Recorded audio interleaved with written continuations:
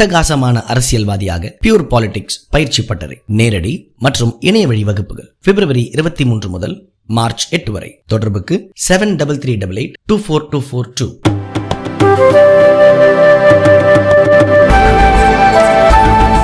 Sir, I rise to move that this House do consider the white paper on the Indian economy and its impact on lives of the people of India.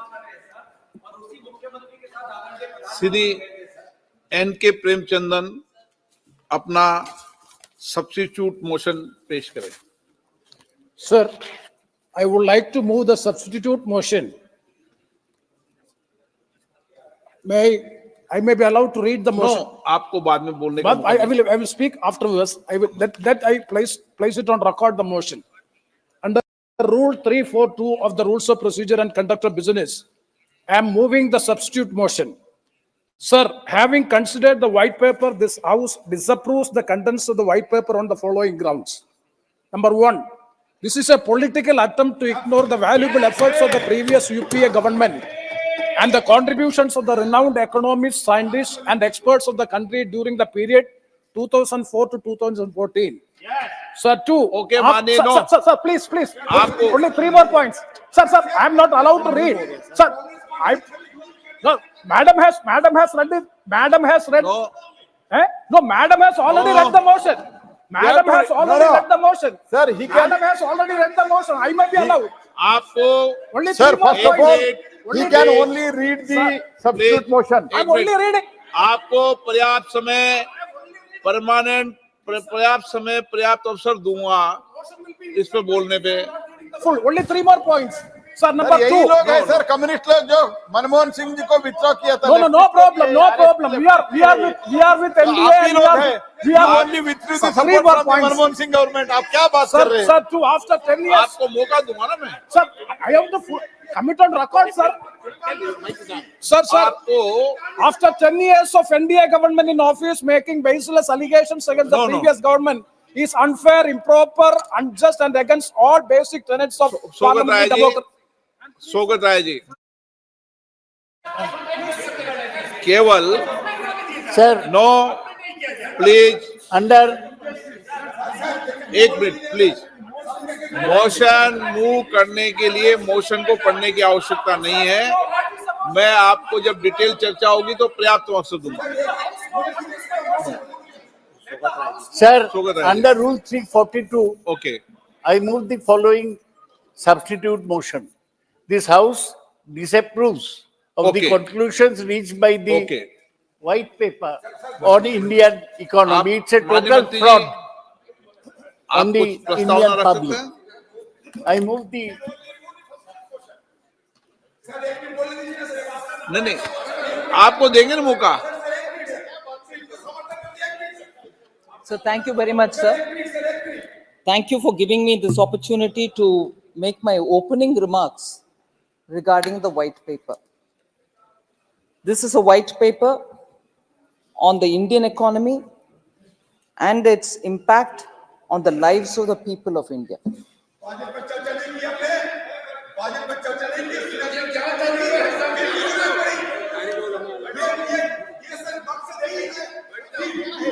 Sir, माननीय मंत्री जी, white paper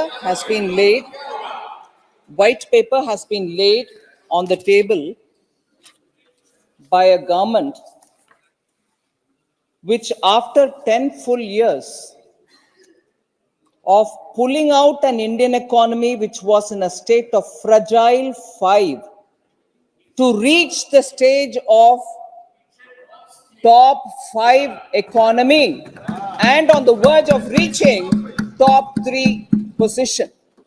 It is a statement laid with responsibility so that the records of the Lok Sabha and the Rajya Sabha have the factual information on the economy. And that record shall be a record for our posterity, for our future, for entire India's youth, so that they know what effort it took for a prime minister with a vision to restore India to its glory. And in the last 10 years, that is exactly what has happened. And because it's my opening statement, and because there shall be a discussion in the House, I shall speak more elaborately in my reply in the evening. But I would like to state a few facts to start the debate, to put some facts again before the debate commences. Sir, in the past 2 decades, in fact, in the past 2 decades, so happens that it is the first 2 decades of this millennium. And there are strange coincidences. Strange coincidences which are,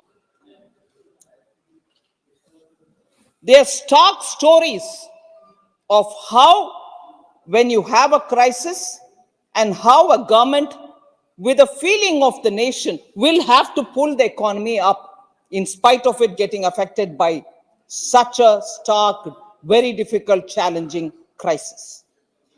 10 years of one government with some crisis, and 10 years of a different government with a different crisis.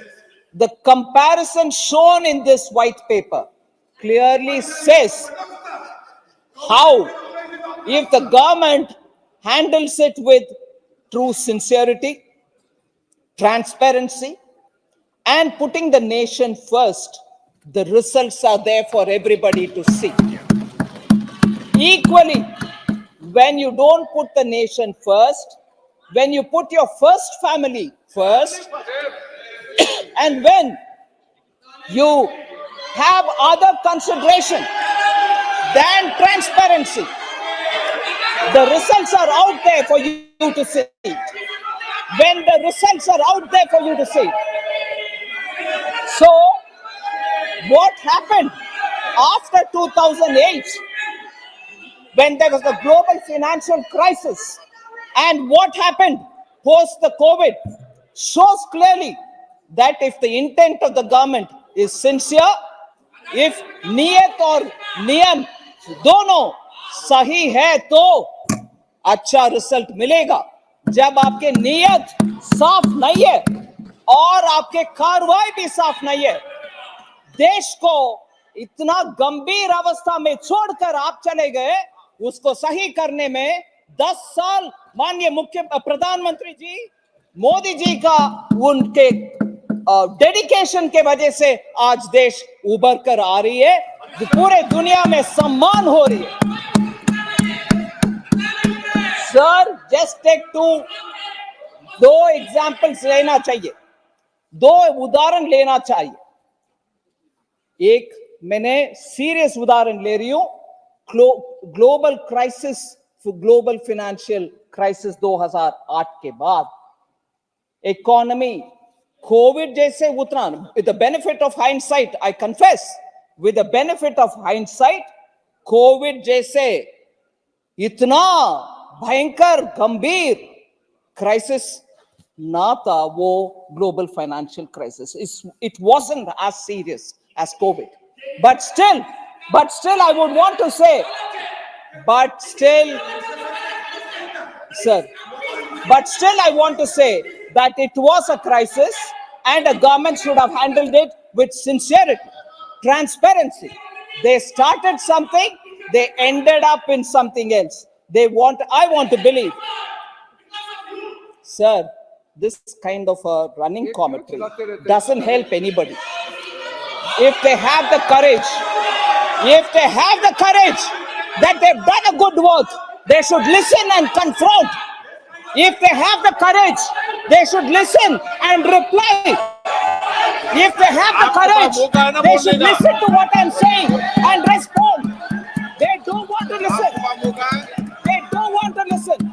उनको सुनने में क्षमता नहीं है, सुनने का ताकत नहीं है, इसीलिए ऐसे बात बात नहीं करने दे रहे, फिर भी मैं छोड़ूंगी नहीं, मैं बात करूंगी। सर, ग्लोबल फाइनेंशियल क्राइसिस को हैंडल ना कर सका, आजकल लेक्चर दे रहे हैं कि कैसे हैंडल करना है।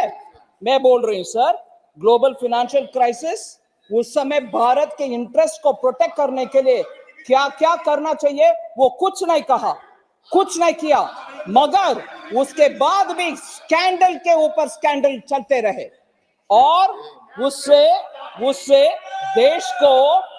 देश को ऐसे गंभीर अवस्था में खड़े रख के चले गए। भगवान जाने अगर वो कंटिन्यू करते इस देश का हालत आज क्या होता। Sir, that is one story of global financial crisis के बाद सरकार ने भारत देश को कैसे बचाया, नहीं बचाया, मगर कोविड के बाद माननीय मोदी जी ने इस देश का कैसे संभाला, वैक्सीन सबको मुफ्त में दिला दिया और देश को प्रोटेक्ट किया, वो कैसे हुआ। और सर, ये सीरियस डॉक्यूमेंट है सर, मैं दोबारा बोल रही हूं, मैं इसको री एम्फेसाइज कर रही हूं, ये सीरियस डॉक्यूमेंट है, इसमें सीरियस विषय है, इसको गंभीरता से ले। मुझे मेरा आवाज बंद करने के लिए कोशिश करेंगे वो तो नकार फेल हो जाएंगे ही, मगर इस सच्चाई को सामना करना उस पार्टी के लिए जरूरत है। Global financial crisis versus Covid मैंने बोल दिया, डिटेल में भी बोलूंगी शाम को, मगर एक दूसरा एग्जांपल लीजिए।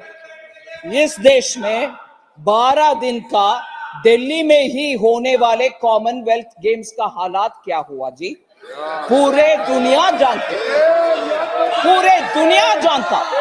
पूरा दुनिया देखा। टॉयलेट नहीं बन पाए, फ्लैट्स नहीं बन पाए, गेम्स विलेज नहीं बन पाए, करोड़ों रुपया का घोटाला हुआ और उसके बाद उसका विपरीत देखिए, कॉमनवेल्थ गेम्स का इतना फ्लॉप शो हुआ, भारत का बदनाम हुआ पूरे दुनिया में। दिल्ली में ही 12 दिन का कार्यक्रम, उसमें कॉमनवेल्थ गेम्स के द्वारा पूरे देश में बदनाम हुआ, पूरे विदेश में बदनाम हुआ हमारा। मगर आज देखिए G20 7 प्लेसेस में पूरे भारत देश में, किसी एक स्टेट को छोड़ा नहीं। आप भी करो भैया, आप भी होस्ट करो, आपके चीफ मिनिस्टर भी उसमें बैठ जाओ और आपके लोकल प्रोडक्ट्स का भी उन विदेशी मेहमानों को दिखाओ, आपके टूरिज्म बढ़ाओ। ये सब करके पूरे देश को साथ लेकर के G20 को इतना शानदार तरीके से चलाया मोदी जी ने। देश का सम्मान विदेश में बढ़ा है, ना कि बर्बाद हुआ। ये कंपैरिजन लीजिए ना, ये दोनों का, ये व्हाइट पेपर उसके ऊपर भी बात कर रही है। इसीलिए सर, एक विषय में बोलना चाह रही हूं सर, ये मैंने 2 उदाहरण दिया देश का सम्मान के विषय में, इकोनॉमी के मैनेजमेंट के विषय में। फ्रजाइल फाइल से आज पूरे इकोनॉमी को कैसे हम ले आए, इसके उदाहरण विस्तार से सिर्फ एक विषय बोलना चाह रही हूं सर, गंभीरता से बोलना चाह रही हूं। उदाहरण लीजिए कोल स्कैम, उदाहरण लीजिए कोल स्कैम। मैं 3 हिस्से में इसका आंसर देने वाली सामने रख रही। कोल स्कैम का allocation method itself was wrongly set up, illegal backdoor route के द्वारा हुआ है, और I am quoting now, the hands of private companies for commercial use was seen in it. Commercial use unquote, क्योंकि पीछे के दरवाजे से प्राइवेट कंपनीज को बेनिफिट दिलाने के लिए, और मैं इसमें सुप्रीम कोर्ट के विषय नहीं, मैं इसमें जोड़ रही हूं, मीडिया के रिपोर्ट के मुताबिक जोड़ रही हूं, उसमें गुटखा कंपनी को, गुटखा तैयार करने वाले को भी कोल माइनिंग में इन्होंने लाइसेंस दिलवाए। इतना गंभीर काम किया है। और सीएजी के रिपोर्ट में सर, सीएजी के रिपोर्ट में ये बोला गया कोल स्कैम के ऊपर 1.86 लाख करोड़ का भारत के लिए नुकसान पहुंचाया। 1.86 लाख करोड़ का नुकसान इनके कोल स्कैम के वजह से भारत देश ने भुगतना पड़ा। फिर सर सुप्रीम कोर्ट उस सिचुएशन को इतना गंभीरता से लेकर के 214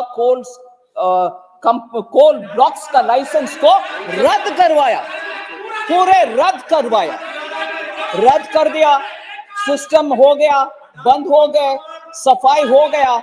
मगर उससे क्या हुआ देश का, उसका देश के लिए क्या हुआ, उसका असर देश के लिए कितना हुआ? आज उसके असेसमेंट देख लीजिए सर। जॉब लॉस हुआ, इन्वेस्टमेंट नहीं आया इस देश में, उसके कारण एंसिलरी इंडस्ट्रीज जो एमएसएमई, छोटे उद्योग, लघु उद्योग, वो पूरे ठप पड़ा। फिर इलेक्ट्रिसिटी प्रोड्यूस करने के लिए कोयला इंपोर्ट करना पड़ा। देश भरपूर है कोल, देश में भरपूर है कोल, फिर भी इंपोर्ट। और आपको भी याद होगा माननीय स्पीकर सर, आपको भी याद होगा स्पीकर सर, उस जमाने के पत्रकार लोग कितने लिखते थे। थर्मल कोल प्लांट में 3 दिन का स्टॉक है कोल, 4 दिन, 4th डे कोल नहीं है, कैसे प्रोड्यूस करेंगे? तब तक आएगा स्टॉक, नहीं आएगा। ऐसे टेंशन में पावर प्लांट्स चलते थे उस जमाने में। स्टॉक नहीं है, कोल नहीं आ रहा, बंद हो गया 214 कोल ब्लॉक्स का लाइसेंस, कैसे चलाएंगे देश? और उसका नतीजा देख लीजिए, loss in revenue for coal producing states. आज मगरमच्छी का आंसू, क्रोकोडाइल टीयर्स चला रहे हैं। कोल प्रोड्यूसिंग स्टेट्स कहां है सर? पूरे ईस्टर्न भाग में, पूर्वी भाग में है। झारखंड हो, छत्तीसगढ़ हो, इन सभी स्टेट्स का रेवेन्यू लॉस हुआ। इनका जिम्मेदारी उसमें कुछ है या नहीं? उसके लिए क्या काम किया? वेरस माननीय प्रधानमंत्री जी उधर पाइपलाइन गैस के कनेक्शन दिया, बरौनी रिफाइनरी पुनर्निर्माण किया, ये सब काम हम कर रहे हैं, मगर ये तो सत्यानाश करके गए। और सर हमने क्या करेक्टिव मेजर्स किया? हमारे करेक्टिव मेजर्स क्या है? ट्रांसपेरेंट तरीके से हम क्या कर रहे हैं? Coal mine special provision act pass करवाया 2015 में। MMDR अमेंडमेंट एक्ट 2015 में डिस्ट्रिक्ट मिनरल फंड भी एस्टैब्लिश हुआ और 100% FDI ओपन करके इन्वेस्टमेंट ऑटोमेटिक रूट में आने के लिए अब हर फैसिलिटेशन किया, जिससे इन्वेस्टमेंट आ रही है। फिर सर कमर्शियल कोल माइनिंग, क्योंकि भारत देश आत्मनिर्भर रहना है, इसीलिए कोल माइनिंग कमर्शियली करने के लिए ओपन पॉलिसी के द्वारा करवाया। और 9 ट्रांचेस सर, 9 ट्रांचेस उस पॉलिसी के तहत ऑक्शन में 2020 से 9 ट्रांचेस, 9 बार ऑक्शन में कोल ब्लॉक्स का अलोकेशन हुआ, ना कि पीछे के दरवाजे से मेरा भाई, मेरा भतीजा, मेरा बहन, मेरा फाइलमा को नहीं दिया। सर आज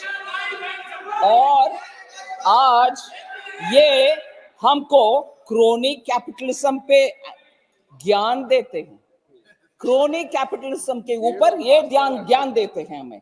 ये भी सोचना चाहिए सर, आपने कोयला को राख बनाया, जो कोयला भारत देश में है उसको राख बनाया। हमने अपने नीतियों के तप से कोयले को हीरा बना दिया।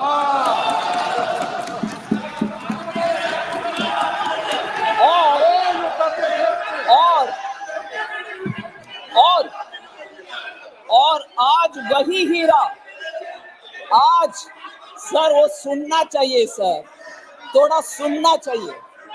सुनिए सुनिए, मैं इंग्लिश में भी बोल रही हूँ, इंग्लिश में भी बोल रही हूँ, हिंदी में भी बोल रही हूँ। सुनिए सुनिए, वो आपको अच्छा होगा। सुनिए, मेरा हिंदी भी एंटरटेनिंग है, थोड़ा सुनो। मेरा हिंदी भी थोड़ा एंटरटेनिंग है, हल्का सा ब्रेक भी लो।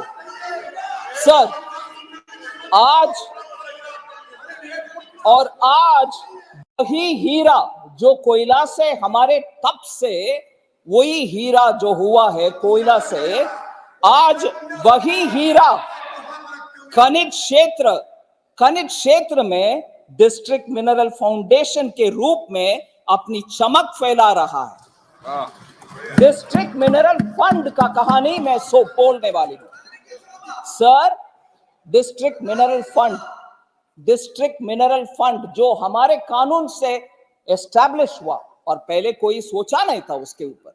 डिस्ट्रिक्ट मिनरल फंड से 84,900 करोड़ कलेक्शन हुआ है सभी स्टेट्स में, केंद्र सरकार का नहीं, सभी स्टेट्स में। डिस्ट्रिक्ट में रहता है वो, और उसके कारण बहुत सारे एस्पिरेशनल डिस्ट्रिक्ट्स भी और ब्लॉक्स भी उसके कारण आज बेहतरी और बेटर टाइम्स देख रहे हैं।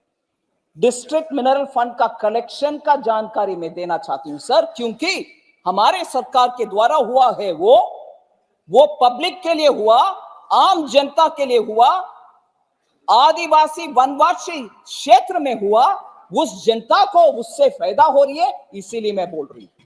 छत्तीसगढ़ में 12,000 crore DMF district mineral fund का कलेक्शन हुआ है।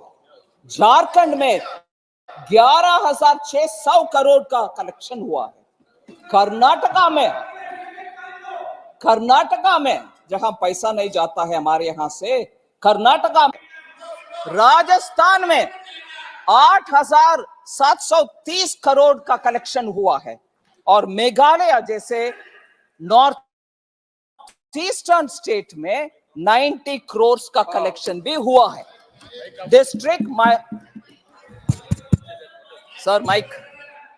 डिस्ट्रिक्ट मिनरल फंड का माननीय वित्त मंत्री जी अपना विचार रखें, आप अपना विचार रखें, देश तय करेगा माननीय वित्त मंत्री जी। Thank you sir.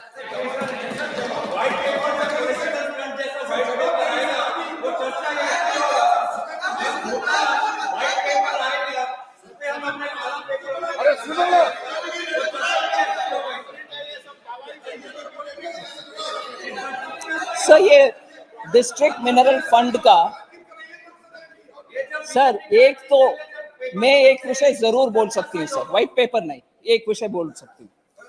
कभी भी कांग्रेस विपक्ष में जब बैठे हैं, प्रश्न 1000 उठाते हैं, हम क्षमता से सब्र रख के सुनते हैं, मगर जब हम खड़े होते हैं जवाब देने के लिए, वो या तो भाग लेते हैं वॉकआउट करके, नहीं तो इधर बैठ करके हल्ला करते हैं। They don't have the courtesy to hear replies.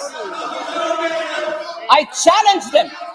If they have the courage, let them sit down here and reply me.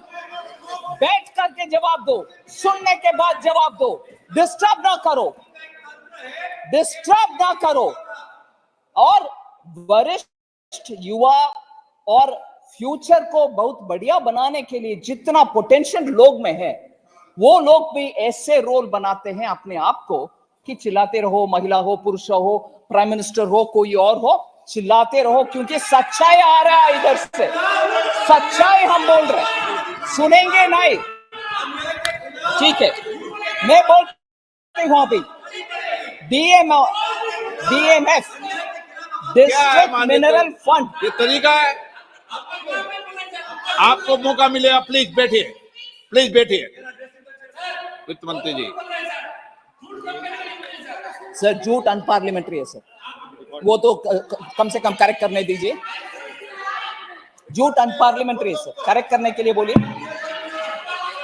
Sir, district mineral fund इतना कलेक्शन के बारे में मैंने बोला, छत्तीसगढ़ में 12,000 करोड़, झारखंड में 11,600 करोड़, कर्नाटक में 4,467 crore, Orissa 24,600 crore, Rajasthan 8,730 crore, Meghalaya 90 crore. ये सब से क्या फायदा हो रही है ग्राउंड में, ये भी हम समझना चाहिए. डिस्ट्रिक्ट मिनरल फंड से क्योंझार उड़ीसा में डिजिटल डिस्पेंसरी उड़ीसा में बनाया गया. As a result basic health care, telemedicine consultation, free medicine सब उड़ीसा में डिस्ट्रिक्ट में, वो भी क्योंझार रही है. सेकेंड सर, क्या तकलीफ है? ये क्या तकलीफ है सर? सुनिए ना. Second, Chaibasa model anganwadi centre construction DMF के फंड से हुआ, और उसको माल न्यूट्रिशन एड्रेस करने के लिए वेस्ट सिंहभूम डिस्ट्रिक्ट में बढ़िया काम हो रही है डिस्ट्रिक्ट मिनरल फंड के पैसा से. तीसरी, financial year, current financial year में डोमेस्टिक कोल प्रोडक्शन के विषय हम समझना चाहिए. ये साल 900 मिलियन टन्स तक वो पहुंचेगी. Highest ever coal production Bharat देश में इस साल होने वाला है. नहीं, आई एम कमिंग. 900 मिलियन तक पहुंच रही है. आने वाले साल में वो 1 बिलियन तक पहुंच रही है. 1 बिलियन टन्स.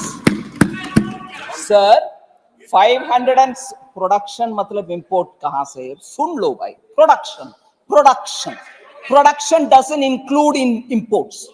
सब जरा सुनने का क्षमता रखने के लिए बोलिए sir. Sir 2000 in English I'll tell you, yeah, please listen with some patience, sir. Don't jump to conclusions. Sir, 2013-14, what was the production, sir? Production 567 million tons. I am speaking of 900 million tons this year, 1 billion tons this coming year. So what are you talking, man? So please sir, production Bharat देश में उत्पादन हुआ, import करने का necessity नहीं होगा, foreign exchange payment करने को नहीं होगा. Simple economics sir. Oh my God. समझ में नहीं आया सर. सुन लो ना. पब्लिक सेक्टर अंडरटेकिंग कभी भी बोलते हैं प्राइवेट का इतना प्रोत्साहन दे रही हो. इनके पॉलिसी के द्वारा पब्लिक सेक्टर भी बेनिफिट नहीं पहुंचा. आपको मालूम है कहां पहुंचा पब्लिक सेक्टर अभी? अयो please listen sir. PSU coal production, coal India production, coal India public sector undertaking है sir. Public sector undertaking coal India. Sir ये क्या हो रही है सर? ये क्या हो रही है सर? बैठिए. What is going on? No please बैठिए सर. प्लीज. सुनो भाई, सुनो. आदिर रंजन जी प्लीज सुनो भाई, सुनो sir. Public sector undertaking coal India limited 2013-14 में से लेकर के 2013-14 से लेकर के आज तक और 22-23 तक कैपिटल एक्सपेंडिचर उनके द्वारा जो हुआ 4.3 टाइम्स हुआ है उससे पहले के जमाने से तुलने में. So public sector undertaking is also prospering, is also additionally investing, is also producing. ये जितने भी चलाएं प्राइवेट सेक्टर के ऊपर. सर ये झूठ क्या है सर? पार्लियामेंट्री है क्या? Please remove that, remove, expense करिए. ये झूठ क्या चीज है sir? I go to the next sir. दूसरा एक और एग्जांपल करती हूं सर. इनको सह नहीं पा रहे हैं कि इतना सच्चाई आ रही है उनके सर.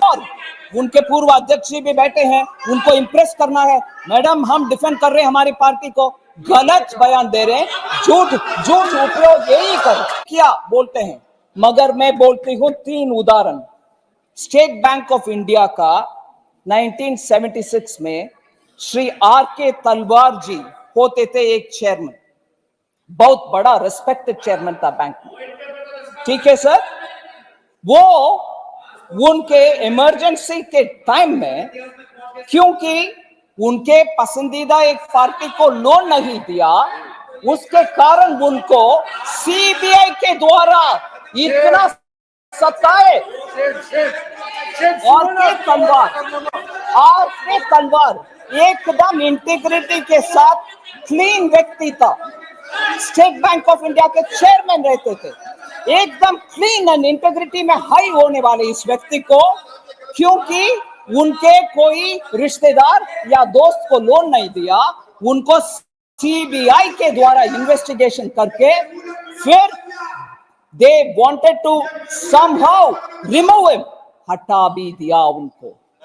क्योंकि नहीं, ये नगरवाला नहीं है, ये एसबीआई का एक आर के तलवार का स्टोरी है 1976। उससे पहले 1950 का स्टोरी लीजिए, मुंद्रा स्कैम। उसमें हरिदास मुंद्रा जी ये कलकत्ता बेस्ड इंडस्ट्रियलिस्ट थे, उसको उनके कंपनी में एलआईसी के द्वारा लोन, एलआईसी के द्वारा इन्वेस्टमेंट करने के लिए था। I am coming madam, I will come to speak on the white paper, of course I will do, ठीक है सर। एलआईसी इन्वेस्टमेंट कमिटी को इन्फ्लुएंस करके तब के 1950 में 1.26 करोड़ शेयर्स, वो डूबरा कंपनी, डूबने वाले कंपनी में एलआईसी के पैसा 1.26 करोड़ डलवा दिया। उसके कारण जब वो स्कैम बाहर आया, उस समय के फाइनेंस मिनिस्टर को बलि का बकरा बना करके हटा दिया, टी कृष्णमाचारी जी को बलि का बकरा हुआ वो फाइनेंस मिनिस्टर, ठीक है जी। और उस ये चरित्र हम मन में रखना चाहिए, ये चरित्र कांग्रेस पार्टी का हम मन में रखना चाहिए। फिर मैं बोल रही हूं सर, 2004 से लेकर 14 तक फोन बैंकिंग जो व्हाइट पेपर में बाग है उसमें अंग है, ये बाकी सब नहीं है व्हाइट पेपर के ऊपर बात करने के लिए। सिफारिशों के सौगात से ही एनपीए संकट शुरू हुआ। एनपीए के संकट उससे ही शुरू हुआ, और कोलैटरल भी नहीं था, या आधा कोलैटरल दे करके पूरे लोन लिया। जब एनपीए को सुधारने के लिए हम जा रहे हैं, कोलैटरल लोन अगर 1 करोड़ का था, कोलैटरल 30 लाख तक भी नहीं था, तो लोन देने के लिए बैंक को कंपल कर रही हो। फिर जब वो एनपीए हो जाता है, उनके कोलैटरल का कागज का टुकड़ा कुछ वैल्यू भी नहीं है, फिर बैंक कैसे सुधारेगी? सो बैंकिंग में, इंडियन इकोनॉमी में कंपनीज का असर मैं बोल रही हूं। Gross non-performing asset ratio in public sector banks increased by 12.3% in 2013 itself. उस समय ही 12.3% इंक्रीज हुआ gross NPA.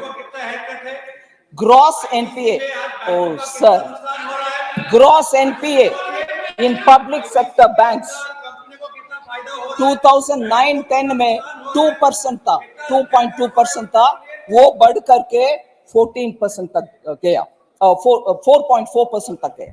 Sir, return on assets for public sector banks fell from 0.97% to 0.5% between 9-10 to 13-14.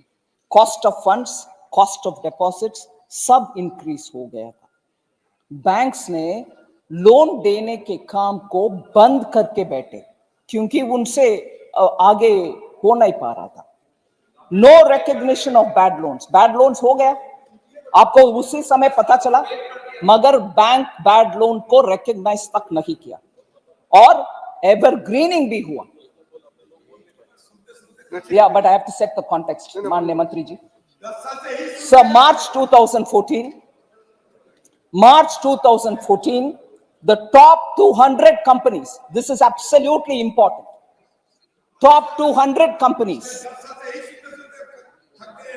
हाँ, तब नहीं होना चाहिए जी, देश का बर्बादी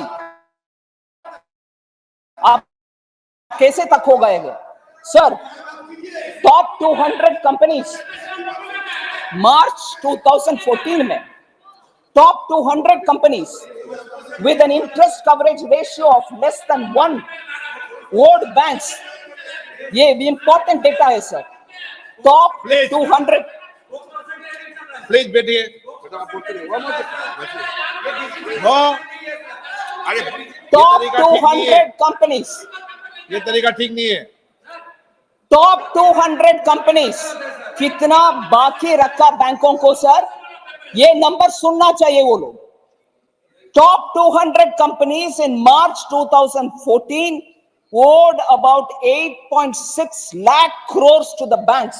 बैंक को बकाया 8.6 लाख crores था। पहचान तक नहीं हुआ उस समय। हमने क्या किया? 4 शब्दों कह करके मैं बैठ जाता। रिकैपिटलाइजेशन किया बैंक का, एसेट क्वालिटी रिव्यू किया बैंक का, रिजर्व बैंक ऑफ इंडिया के द्वारा ऑर्डर हुआ उसका, प्रोविजनिंग किया, बैंक ब्यूरो सेटअप किया, डायरेक्ट लेंडिंग को फोन करके किसी को डायरेक्ट करके ले लोन दो ऐसे आदेश नहीं दिया। 4 स्ट्रैटेजी फॉर्म किया, आर का recognition, resolution, recapitalisation and reforms. IBC कानून ले आया जिससे जल्दी जल्दी निपट लें केसेस को और बैंक को पैसा वापस दें। मर्जर ऑफ बैंक्स बनाया, बैंक को मर्ज किया, फिर professional boards and independent directors को अपॉइंट किया। उसका असर क्या है? हमारे इतने सारे स्टेप्स का कारण क्या हुआ? ये भी है व्हाइट पेपर में।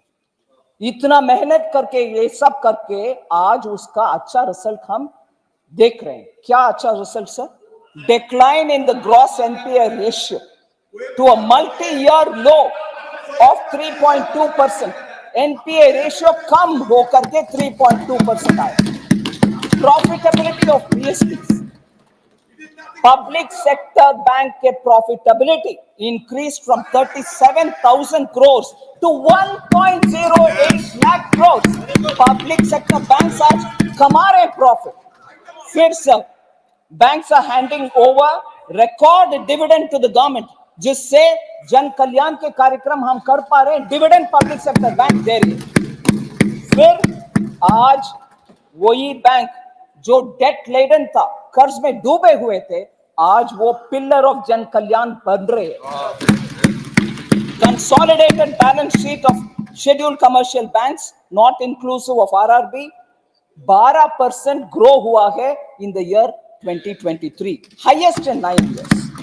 Therefore, sir, आज revival of credit growth, capital formation और जन कल्याण के लिए कदम, पॉलिसी, लेजिस्लेटिव मेजर्स, इन सब के ऊपर ट्रांसपेरेंसी के साथ हम होंगे। जनता हमारे सपोर्ट देंगे, ब्लेसिंग देंगे। धन्यवाद सर।